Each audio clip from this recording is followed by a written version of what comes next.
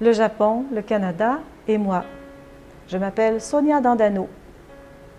Je suis agente culturelle pour le jardin et le pavillon japonais au Jardin botanique de Montréal, un espace pour la vie. Dans mon cas, c'est vraiment la langue japonaise qui a été la porte d'entrée sur le Japon et sa culture. Dans la culture japonaise, il y a vraiment beaucoup de choses qui m'interpellent personnellement, des valeurs que je partage, qui me sont chères. Et parmi celles-ci, le souci du détail, le soin que chacun apporte à faire son travail le mieux possible. Je suis aussi très attirée par l'esthétique japonaise. Au pavillon japonais, ici, chaque année, nous accueillons des centaines de milliers de visiteurs.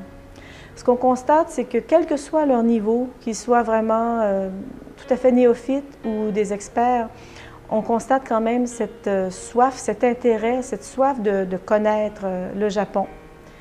Évidemment, le Japon semble assez exotique pour plusieurs visiteurs. Il y a aussi, je dois dire aussi qu'il y a beaucoup de clichés qui ont la vie dure concernant le Japon et sa culture.